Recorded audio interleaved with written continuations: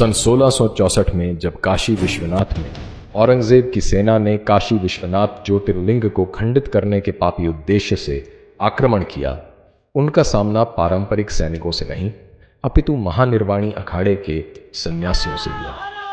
सूर्योदय से लेकर सूर्यास्त तक युद्ध हुआ, भूमि सहस्रार शवों से पट गई और अंततः ज्ञानवापी के युद्ध में सन्यासियों ने महान विजय प्राप्त की।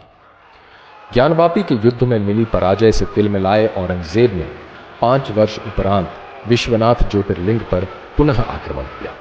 जब आक्रमण रोकना असंभव हो गया तो शिवलिंग को गले लगाकर महंत ने कुएं में छलांग लगा दी। विश्वनाथ मंदिर का शिखर तोड़कर औरंगजेब ने उस पर ज्ञानवापी मस्जिद का गुंबद बना दिया। तो कौन है ये साधु? भगवा चोला ओढ़े शांत ब्रह्मचारी, या फिर जटा लहराते भस्म धूसरित उग्र कदम ताल करते हुए नागा? क्या वो घर छोड़ वैरागी है जो पारलौकिक सुख की कामना में भटकता रहता है, या वो जो आंतरिक कलह या बाह्य आक्रांताओं से झटपटाते हुए समाज को दिशा देता है? आइए इतिहास पे एक दृष्टि डालते हैं। 1323 में मोहम्मद बिन तुगलक के निरंतर आक्रमण से दक्षिण के काकतिया और कांपिली राज्य बिखर गए थे। मठ मंदिर खंडित कर दिए गए थे और आम जनमानस में असुरक्षा का भाव व्याप्त हो गया था। जबरन धर्मांतरण साधारण बात बन गई थी। काकतिया राज्य के पूर्व मंत्री हरिहर और बुक्का राय को जबरन इस्लाम कबूल करवाकर उसी क्षेत्र के जागीरदार के रूप में नियुक्त किया गया। ऐसी अराजकता को समाप्त करने के लिए क्या करना यथोचित था? एक धर्मपरायण राज की स्थापना करना, परंतु कैसे? स्वामी विद्यारण्य का आध्यात्म बल ही था कि उन्होंने हरिहर और बुक्का राय को हिंदू धर्म में पुनः दीक्षित कर विजयनगर साम्राज्य की स्थापना की।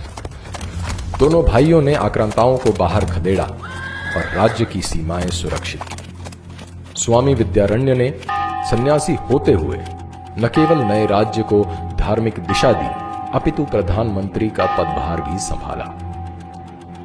और इस प्रकार दक्षिण में विजयनगर इस्लामिक घुसपैठियों के विरुद्ध बांध बनकर उभरा, जो 200 वर्ष तक अपने कुशल प्रशासन, उदारवादी धार्मिक नीति, कूटनीति और अर्थव्यवस्था के कारण समृद्ध रहा। मध्यकाल में इस्लामी विस्तार भारत पर कहर बनकर टूटा। 16वीं शताब्दी में अकबर के शासनकाल में मुसलमान सूफी हिंदू सन्यासियों पर अनायास ही हिंसा पे उतारू थे।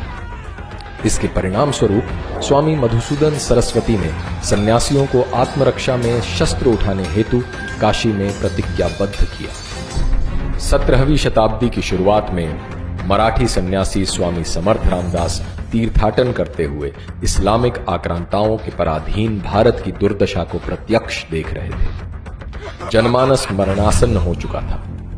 उसकी सामाजिक, राजनैतिक तथा धार्मिक नवचेतना के लिए उसमें पौरुष अभिमंत्रित करना आवश्यक था। पुनः धर्म स्थापना हेतु स्वामी रामदास ने गांव-गांव में हनुमान मंदिरों और अखाड़ों की स्थापना की, जिसमें मराठा योद्धा तैयार हुए। स्वामी रामदास ने शिवाजी को क्षत्रिय धर्म उपदेशित किया तथा स्वयं को छत्रपति घोषित कर हिंदवी स्वराज की स्थापना करने के लिए प्रेरित किया। औरंगजेब के शासनकाल में मुगल आतंक अपने चरम पे पहुंचा, जब गुरु गोविंद सिंह के शिशु पुत्रों को इस्लाम न कबूल करने पर दीवारों में चुनवा दिया गया। उधर लक्ष्मण दास नामक एक राजपूत को अपने हाथों से हुई गर्भवती हिरनी की हत्या के कारण संसार से विरक्ति हुई। योगिक साधना करते हुए इन्होंने कई सिद्धियां प्राप्त की। गुरु गोविंद सिंह जी के आग्रह पर इन्होंने पुनः क्षत्रिय धर्म का वहन किया और सरहिंद को फतह कर साहबजादों की नृशंस हत्या का प्रतिशोध लिया। संसार इन्हें बंदा बहादुर के नाम से जानने लगा। जब इन्हें मुगलों ने छलवश गिरफ्तार किया, तब घृणित कायर फर्रुखसियार ने इनके पुत्र को इनकी आंखों के सामने कटवाया और उसके शरीर से उसका हृदय निकालकर इनके मुंह में भर दिया। और ये परम वेदना सहते हुए बंदा बहादुर वीरगति को प्राप्त हुए। 19वीं शताब्दी तक एक तरफ ईसाई मिशन